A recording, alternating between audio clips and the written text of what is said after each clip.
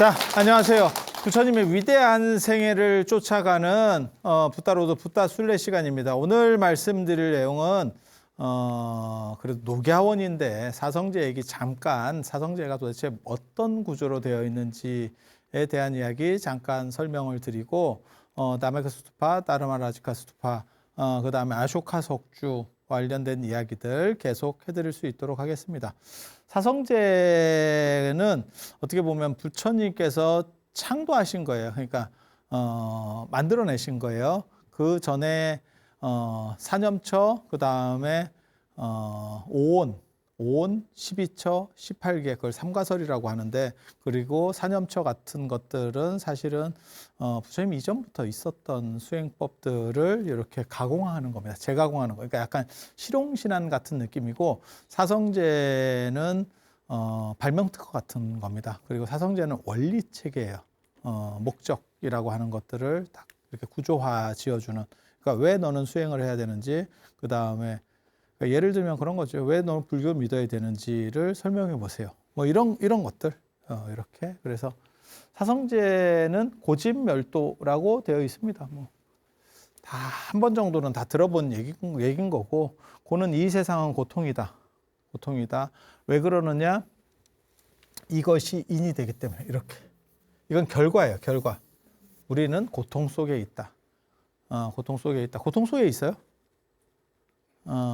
즐거운 일도 있고 고통도 있는 거죠.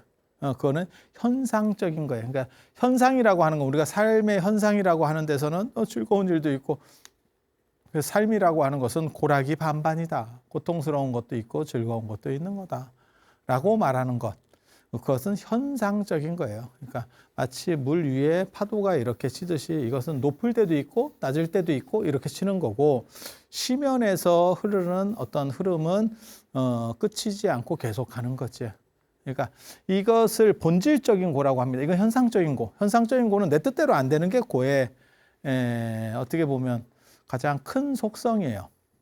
그러니까 내 위에 사람이 없을수록 행복 만족도가 어떻게 보면 커지는 거야. 고통이 줄어드는 거예요. 내 뜻대로 다 하니까. 여러분도 그렇잖아요. 누군가의 며느리에서 시작을 한 거야. 누군가의 딸, 누군가의 며느리에서 시작을 한 거야. 그러면 내 위에 뭔가 이렇게 지시하는 분들이 계시고, 그 다음에 그런 것들이 약간 피곤할 때도 있는 거죠. 그래서 뭐 명절 때 이제 눈치도 좀 봐야 되고, 이게 맞는지 저게 맞는지. 그래서 어떤 경우는 그렇게 생각하는 거지. 내가 리더가 되면, 내가 이제 나이가 많아져서 리더가 되면 참 좋겠다. 그러고 나서 이제 내가 리더가 되니까 무슨 일이 벌어졌어요? 삶이 없지. 삶이 없지. 갈 때까지 다 왔지. 그래서 똑같아요. 그 현상적으로 누군가의 며느리나 딸일 때의 고통과 행복. 그러니까 시어머니에게 대할 때 이렇게 해서 좀 잘 됐어. 그래갖고 칭찬도 받고 좋았어. 그러면 그건 낙인 거고, 너는 왜 그거밖에 못하니? 네 형님은 저를 벌써 와서 저러고 있는데 너는 왜 이렇게 늦게 오니? 뭐 이런 식으로 뭐 예를 들어서 그런 일들이 벌어졌다고 그래. 그러면 고가 되는 거예요. 하지만 그 밑에서 계속 흘러가는 건 뭐냐면, 여러분은 가고 있다라고 하는 거죠. 나는 가고 있다. 이게 죽음에 대한, 어떻게 보면 늙고 병들고 죽는다는 그 본질적 고라고 하는 겁니다. 그러니까 좋은 일이든 나쁜 일이든 너는 죽어가고 있다. 네가 아무리 좋은 일을, 내 자식이 지금 좋은 데 취업을 해가지고 너무너무 좋아. 그 다음에 안 그러면 뭐 지금 기다리던 손자가 태어나고 막 미칠 것 같아. 그래도 너는 죽고 있다. 요게 본질적 고라고 하는 겁니다. 그래서 이 세상은 고통이다라고 말하는 것은 본질적 고를 얘기하는 거지 현상적 고를 얘기하는 게 아니에요. 그래서 요거를 잘 못 알아들었기 때문에 동아시아 사람들은 요 명제에 대해서 동의하지 못했습니다. 근데 한 번만 더 생각해보면 우리는 다 계속해서 지금도 늙어가고 있고 죽음으로 다가가고 있다. 그것을 고통이다라고 말한다라고 정의하면 그냥 이 세상은 다 고통인 거예요. 마치 꿈을 꾸는데 꿈속에서 좋은 꿈도 있고 뭐 나쁜 꿈도 있어. 하지만 꿈은 허상이야. 그래서 그 허상이 고통이야 라고 정의한다면, 그러면 꿈 자체는 어떤 꿈을 꾸든지 그것은 다 고통이다. 이런 식의 논점이 나오는 거예요. 그래서 이렇게 이 세상은 고통이다. 그것은 왜 그러느냐? 이 집이 있기 때문이다. 집기, 가래라고 하는 겁니다. 가래가 아니고 가래. 그러니까는 욕망, 가지려고 하는 생각들, 거기에서 나오는 불일치. 내 자식이 저 학교에 들어갔으면 좋을 것 같은데, 애가 조금 미달이, 이게 가래야. 채워지지 않는 욕망. 그리고 그거는 다 있는 거예요. 저는 사실은 이 가래가 그렇게 나쁘다는 생각은 안 하는데, 그게 사람을 발전시킨다고 생각하는 거거든요. 그래서 제가 전에도 그런 말씀 드렸었는데, 제가 싫어하는 말 중에 하나가, 너보다 못한 놈을 보고 살아라. 그런 얘기 들어봤어요? 너보다 못한 사람을 보고 살면 너는 지금 힘들지? 하지만 진짜 서울역의 노숙자 같은 사람들 생각하면 네가 얼마나 편안한 줄 알 수 있어. 이런 그지 같은 비유를 하는 사람들이 있어요. 그런 식으로 가면 이 세상의 문명은 퇴보합니다.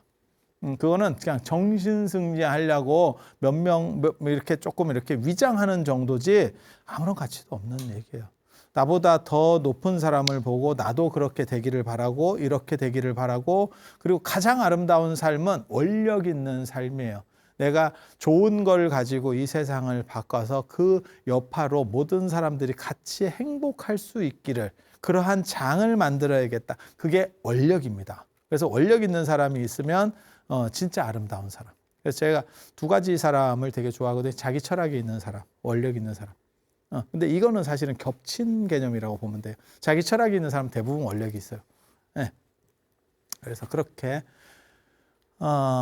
그리고 원력이 없고 성공만 하려고 하는 사람은 그 성공에 도달했을 때 멈칫하기 시작합니다. 어쩌라고가 시작됩니다. 이 뒤에 어떻게 해야 되지?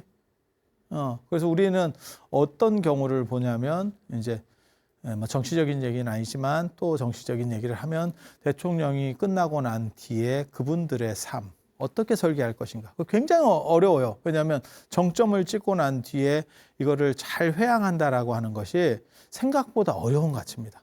그분들이 거기까지 도달하는데 전력 질주를 다 했었기 때문에 그 뒤를 별 신경을 제대로 못 썼던 거죠. 그래서 이제 약간 피폐해지는 문제들이 벌어지고는 했었죠. 그래서 가래라고 하는 것은 끊임없이 이렇게 도달하려고 하는 욕망, 못 가지는 그런 것들이 이 세상을 고통으로 만들고 나를 죽음으로 이끌고 간다. 그것이 내 죽음의 동인이다. 라고 얘기하는 거고. 그래서 이거를 결과와 이 원인과 결과, 인과라고 그러잖아요. 인과. 그래서 사성제가 이중인과로 되어 있어요. 그리고 요 문제를 해결할 수 있는 게 사실은 이쪽 부분이에요. 이쪽 파트입니다. 그래서 요거는 문제고, 이 두 개가 문제고, 이게 해법이에요. 해법. 그래서 멸이라고 하는 글자를 보면 물수에다가 불이 있어. 물에 불이 있어. 물과 불이 있어. 그러면 두 개가 딱 부딪혀서 꺼지는 거야. 그럼 멸. 그래서 이 멸의 상태가 되면 번뇌가 소멸했다. 모든 불행한 것들, 그 다음에 안 좋은 것들이 사라지고, 그 다음에 완전한 상태가 되었다. 그게 멸인 거고. 그러면 그 멸을 어떻게 얻을 수 있느냐? 여기서는 방법이라는 뜻입니다. 진리라는 뜻이 아니고 방법이라는 뜻이에요. 방법들. 여기서는 길이라는 뜻. 그래서 이게 인이 되고 이게 과가 돼. 이 방법이 뭐가 있느냐? 37가지가 있다더라. 37가지가 있다더라. 그게 사념처, 사정단, 사여의족,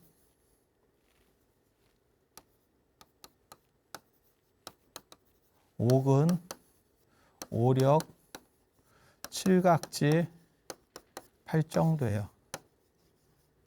이걸 더하면 여기 4, 3, 12, 여기 10이니까 22, 그 다음에 37 맞죠?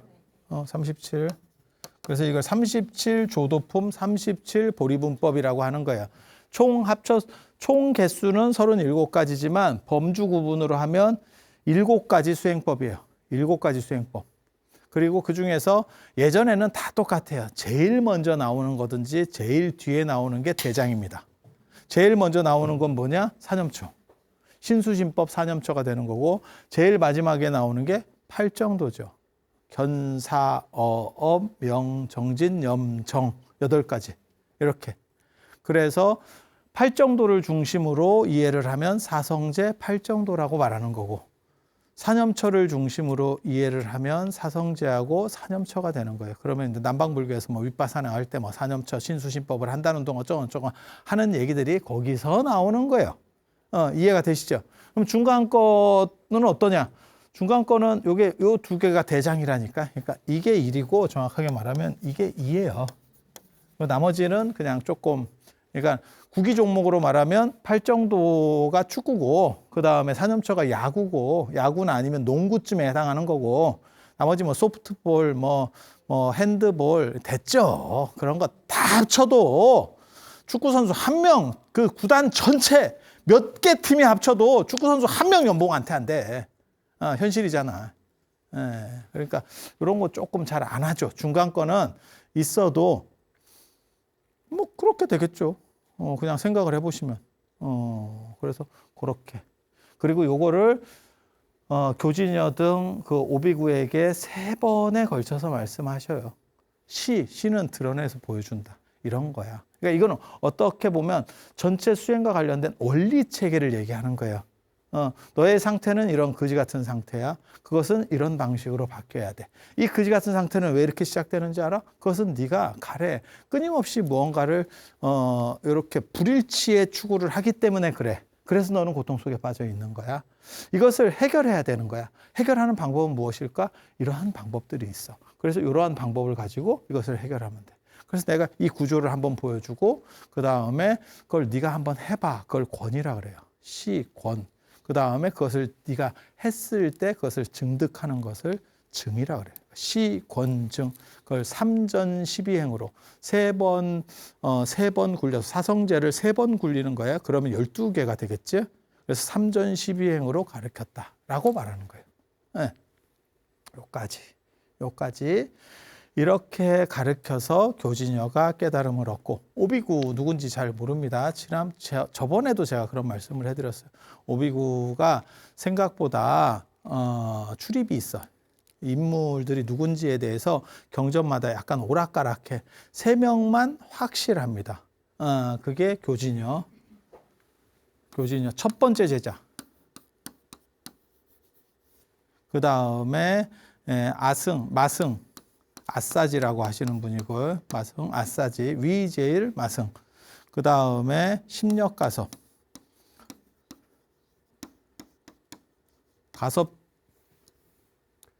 심력가섭. 안한의 선생입니다. 안한의 스승입니다. 안한의 화상입니다. 안한의 화상. 그래서 안한은 부처님 제자가 아닙니다. 심력가섭 제자입니다. 10대 제자 중에서 2사람은 부처님 제자가 아닙니다. 안한하고 라우라는 부처님 제자가 아닙니다. 부처님 손제자입니다. 손제자. 제자의 제자. 제자의 제자. 그래서 요 3분만 정확하고, 이 심력가섭에 대해서 주목하고 연구한 사람이 접니다. 안한의 도대체 선생이 누군데? 이런 생각들을 계속해서 추적을 했더니 심력가섭. 이 선생이었던 거예요. 그래서 제가 이런 걸 가지고 논문을 썼었거든. 그리고 나머지 2명은 이게 좀 틀려. 마하남, 이런 사람들, 이렇게 갖고 이게 좀 애매해요. 그래서 경전마다 틀려. 근데 이 3사람은 확실한 사람들이에요. 확실한 사람들. 지난 시간에 보여드렸던 세상에서 가장 아름다운 불상 중에 하나. 예를 들어서, 그렇게 얘기할 수는 없지만,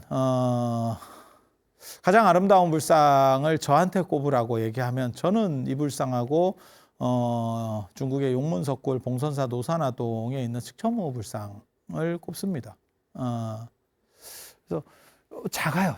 생각보다 작아. 이게 이제 녹야원의 메인 법당에 모셔졌었던 그러한 불상이고, 보시면 아시겠지만 약간 이렇게 비불이라고 해서 약간 비석처럼 세워져 있는 그런 불상이에요. 환조 형태의 이런 우리가 알고 있는 그런 불상이 아니고, 그리고 지난번에 이런 얘기 해드렸잖아. 그리고 광배나 이런 거 보면 원래 초기에는 광배 이런 화려한 장식들이 별로 없었어요. 그래서 그 간다라 불상 같은 경우는 약간 중년의 사람들을 모델로 했고, 귀족 중심이고, 귀족을 모델로 해서 중년의 귀족 모델로 해서 이제 코수염이 있고 이런 데서 시작을 했고, 그다음에 마투라 불상은 내륙 쪽에 있는 거고 부처님을 조성할 수 없다라는 생각 때문에 부처님 이전에 시다르타를 조성합니다. 젊은 날의 시다르타. 그래서 머리에 똥머리를 하고 나와요. 그게 장가 안 간 사람들이 그런 똥머리를 하거든요. 인도 사람들은. 그래서 이렇게 그 두 가지가 이 바라나시가 무역 도시라 그랬잖아요. 그래서 서로 여러 문화들이 섞이는 제가 늘상 말씀드리는 게 있어요. 짐승은 순종이 좋고 사람은 잡종이 좋다. 잡종이 좋다. 그리고 도시도 잡종이 번성해요. 잡종이 번성해요. 네.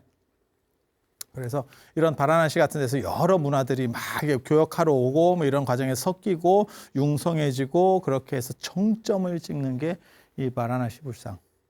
바라나시 양식이라고 합니다. 아예 전문적인 용어가 그렇게 되어 있어요.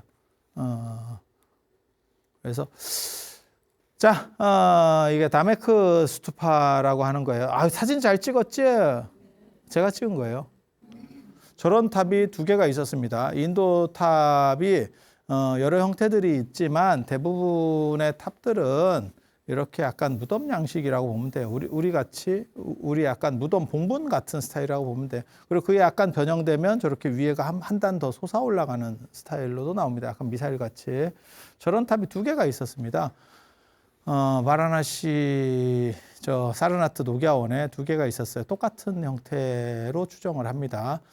그게 하나는 다메크 스투파, 하나는 나르마 라지카 스투파라고 하는 겁니다. 그리고 그거는 지금은 하나는 완전히 파괴돼서 자리만 있어요. 탑자리만 있어요. 그래서 저 녹야원에 가시는 분들 중에서도 그 다르마 라지카 스투파 쪽을 안 가시는 분들도 많아. 잘 몰라. 거기가 그 뭔 유적인지. 근데 하나는 첫 설법을 기념한 탑이었고 현장의 대당서역기에 그게 나옵니다. 대당서역기하고 자은전에 보면 그게 나와요. 그다음에 하나는 수기의 탑이에요. 하나는 그러니까는 오비구에게 첫 설법한 지난 시간에 봤었던 영불탑 자리는 오비구가 맞이한 자리인 거고 맞이해서 만난 자리고 그리고 여기에 오셔서 처음으로 설법을 하신 거예요. 그래서 그 설법 자리를 기념해서 거기에 기념탑을 만든 겁니다.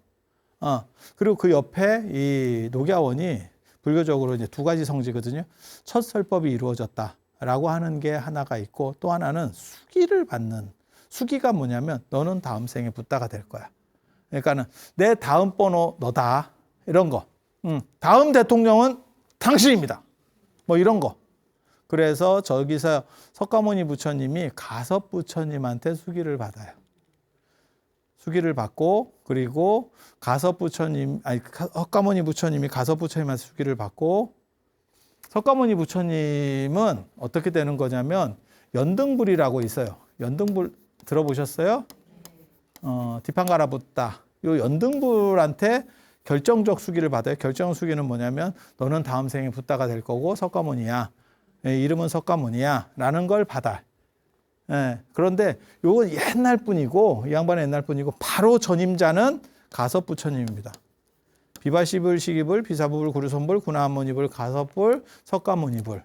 그리고 이 가섭 부처님한테 이렇게 받고 석가모니가 존재하시는 거고 요 석가모니 다음이 미륵 부처님입니다.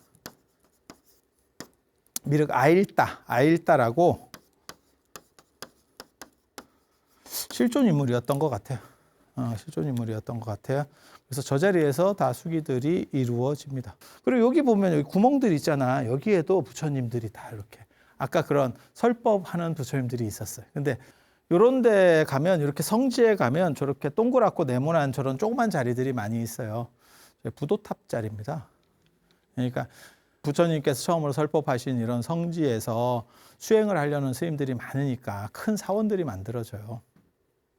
그리고 거기서 돌아가신 분들이 또 있겠지. 그러면 내가 여기서 나를 여기다가 이렇게 같이 좀 해주세요. 라고 하면서 가는 거예요. 그게 이제 자의에 의한 것도 있고 제자들에 의한 것도 있고 뭔 뜻인지 아시겠죠? 그래서 이름은 알 수 없지만 이게 이제 이렇게 조금 더 위로 올라오는 형태들이거든요. 그렇게 해서 사이즈가 크면 큰 스님이 썼을 걸로 추정합니다. 그냥 누군지 모르는 수많은 분들이 계셔요. 이렇게 보면 이런데 사원터하고 그 부도터들이 그러니까 죽음의 영역과 삶의 영역을 완전히 구분하는 것은 동아시아입니다. 왜냐하면 죽음을 약간 터부시하기 때문에 안 보이는 쪽에, 그래서 무덤도 여러분들 안 보이는 쪽에 썼어요. 선산이나 이런 데가 집 근처에 없습니다. 다 안 보이는 쪽에 썼었고요. 그 다음에 사찰에서도 부도밭은 잘 안 보이는 쪽에 있어요. 그러니까 찾아가지 않으면 잘 보이지 않아. 딱 그런 정도 위치에다가 설정을 합니다. 그런데 인도나 이런 쪽 같은 경우는 돌아가신 분은 가셨다라고 생각하는 거야. 완전히 갔다라고. 우리는 덜 갔다라고 생각하는 거야. 그래서 누군가 쳐다보고 있다라고 생각을 하니까 무서운 거고, 완전히 갔어요 이러면 별로 무서울 게 없어요. 그리고 그 갔던 그 좋은 에너지, 당신이 쌓았던 좋은 에너지가 일부만 남았고, 이 영적인 거는 완전히 다 갔어요. 업에 의해서 윤회했어요 라고 생각하기 때문에 이 좋은 에너지는 기려야 되니까, 내가 쉽게 말해서 좀 받아야 되니까, 그래서 이렇게 섞여서 나오는 거예요. 절 안에 그냥 부도가 같이 섞여 있는 거예요. 이렇게 저런 쪽은 사원유적지, 여기 이제 부도 같은 거, 이게 막 섞여 있는 거예요. 절턴지는 보면 대충 이렇게 방으로 되어 있어요. 방으로 되어 있고, 인도는 1인실 아니면 2인실입니다. 개인주의적이기 때문에. 그래서 침대가 작은 게 이렇게 벽돌로다가 되어 있는 것도 있고, 아니면 침대 공간이 전혀 없고 그냥 원룸인데 비어 있어요. 그러면 나무 침대 썼다는 얘기입니다.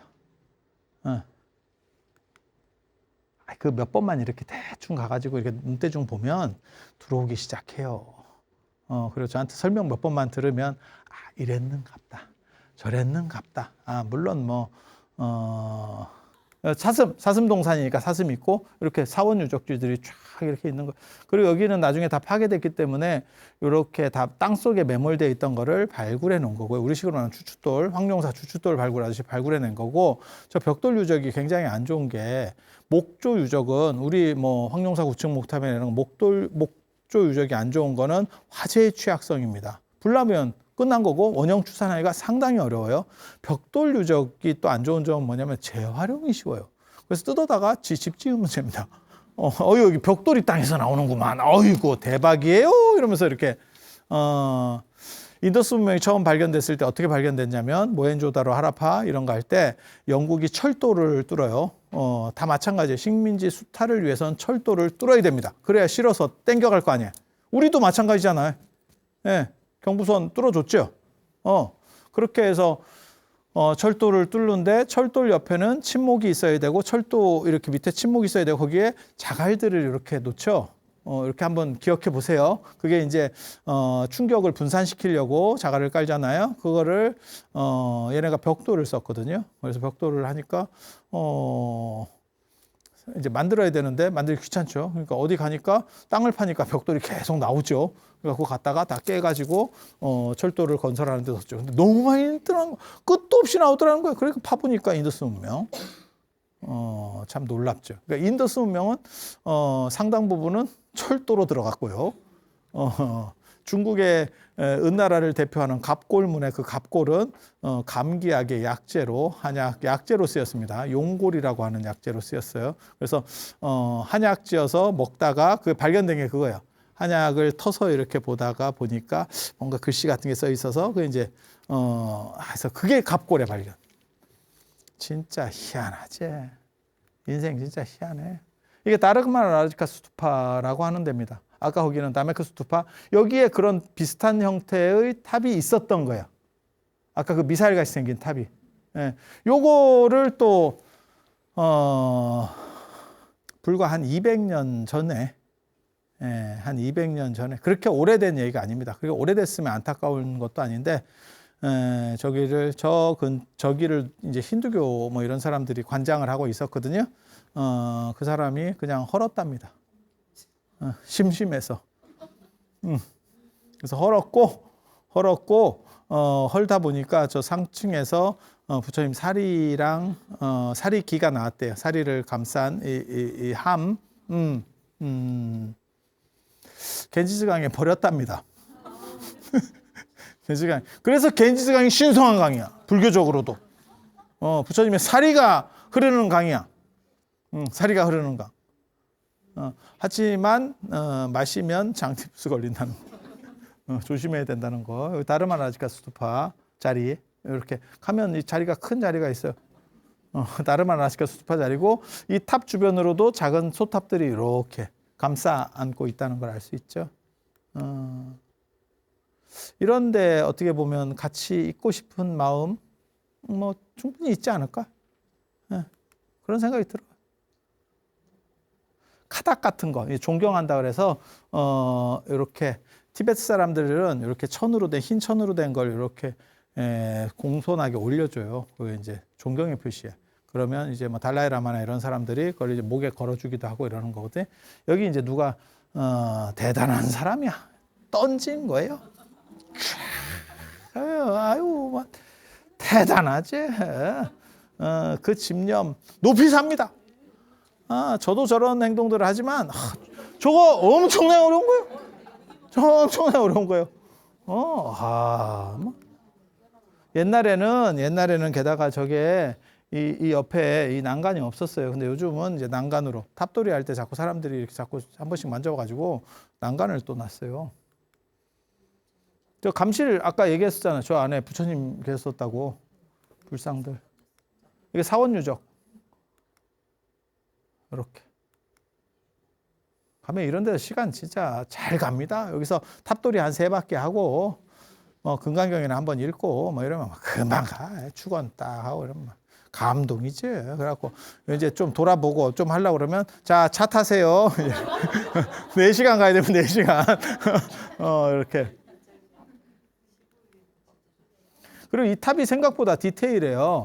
그러니까 언뜻 보기에는 이거 이제 촉 켜놓고 뭐 이러는 건데 단순히 이렇게 벽돌만 있었던 게 아니고 여기 다 부조가 되어 있었어요. 꽃 같은 것들이 다 부조가. 네, 그렇게. 피라미드도 그렇잖아. 우리는 계단식으로 되어 있다고 생각하지만 그 마감재가 다 있어가지고 진짜 이렇게 되어 있었던 거죠. 근데 그거 다 떨어져 나가서 이렇게 계단만 남은 거죠. 이렇게 다 끼웠죠. 그거 진짜 삼각형으로 만들었죠. 여기도 다 부조들이 있었던 거예요. 근데 그런 것들이 훼손되고 이제 안에 벽돌들만. 요게 전생을 보는 아쇼카 석주. 전생이 보인다. 전생이 보여. 전생이. 저희가 이제 아쇼카 석주 중에서 최고의 아쇼카 석주. 영국 사람들이 훔쳐갔다가 인도 사람이 그 당시에 데모를 해서 다시 되돌려왔다는 현재 인도의 국장으로 되어 있고 모든 화폐나 이런 데 전부 다 되어 있는 4마리 사자의 아쇼카 석주. 자, 여기에 4마리 숫사자가 이렇게 조각된 아쇼카 석주가 있어요. 아쇼카 석주. 거기 보면 밑에 말이 있고 코끼리가 있고 그 다음에 사자가 있고 소가 있습니다. 그래서 이제 거기 그리고 중간에 법륜이 다 이렇게 그 사자라고 하는 것은 포요, 사자후. 그래서 4마리 숫사자가 4방위로 본다는 것은 최고라는 의미라고 보시면 되고 그리고 거기에 코끼리가 있는 거는 이제 여러 썰들이 있습니다. 썰들이 있습니다. 코끼리, 사자, 말, 소 이렇게 4동물이 조각이 되어 있는데 그거를 이제 인도를 흐르는 중요한 4가지 강을 상징한다라는 썰도 있고 그게 이제 안욕달지 마나사로바 호수랑 관련돼서 인도 강의 시원 얘기 나올 때 그런 얘기들이 좀 나오고 그리고 또 보통은 이제 불교적으로는 뭐라고 해석하냐면 코끼리는 부처님의 탄생, 태몽, 육아백상을 상징한다. 그 다음에 소는 농경제. 부처님께서 농경제에 참석해서 초선에 들었고 그 다음에 어떻게 보면 사색을 통해서 연부나무 밑에서 관점이 바뀌는 그런 거를 상징한다. 말이라고 하는 것은 출가, 유성 출가상, 말 타고 이렇게 출가하시는 그런 부분을 상징한다. 그 다음에 사자는 깨달음을 상징한다. 뭐 이렇게도 얘기를 합니다. 그래서 요 위에 있었던 거고 저게 이제 다 깨진 거죠. 지금 한 3토막, 4토막 뭐 이렇게 깨져 있죠. 기둥이 이렇게 쫙 올라갔는데 저 기둥이 원래는 반질반질했대. 근데 진짜 반질반질한 것 같아. 그 아쇼카 석주 사진을 보면 진짜 반질반질. 사르나트 박물관에 모셔져 있는데 진짜 반질반질해. 그래서 현장 스님 기록에 의하면 그 이 석주에 이렇게 얼굴을 비춰보면 반질반질하니까 비치는 거예요. 비춰보면 전생이 보인다. 나 그거 찾고 싶었는데 거기 보면 현장 스님이 뭐라고 썼냐면 관세음 보살상이 있는데 그 관세음 보살상에 가슴까지 이렇게 흙이 묻혀져 있는데 요게 3번 묻히면 머리까지 3번 묻히면 불교가 사라진다고 하더라. 그런데 지금 2번째 묻히고 3번째 가슴까지 왔다. 온 시점이라고 한다. 라고 말하는 거예요. 그 얘기를 통해서 뭘 할 수 있냐면 불교가 사라지겠다가 아니고 붓다 가야가 계속해서 땅이 꺼져 있었고 묻히는 지형이구나라는 걸 파악해 볼 수 있는 거예요. 그리고 오늘날도 가보면 주변보다 토대가 이렇게 낮춰서 꺼져 있습니다. 꺼진 땅입니다. 그래서 되게 재밌어요. 자, 이게 뭘 성스러운 뭔가가 있는 그런 자리들이에요. 자, 그래서 여기 저 앞에서 얼굴을 비춰보는 자연 스님이 있습니다. 여기 가운데 접니다. 그래서 저거를 또 이렇게 비춰 예전에 접니다. 좀 홀쭉했었던 때의 저 가운데 보입니까? 이런 거 이제 잘 찾으신 분들께는 이벤트로 선물을 드릴 수 있도록 그렇게 하겠습니다. 자, 오늘 사르나트 녹야원에 대한 바라나시 옆에 사르나트 그리고 거기서 이루어지는 첫설법과 수기에 대한 이야기 그리고 그러한 유물들에 대한 이야기 오늘 해드렸고요. 다음 시간에는 팔상성도의 녹원 전법상이라고 있어요. 녹야원에서 법을 설하는 그러한 그림 이야기. 그들은 조선시대 분들 아니면 그 이전 분들은 동아시아 분들은 도대체 부처님의 첫설법에 대해서 어떻게 표현하고 있는지를 한번 살펴봐 드리도록 하겠습니다. 자, 들어서 대단히 감사합니다.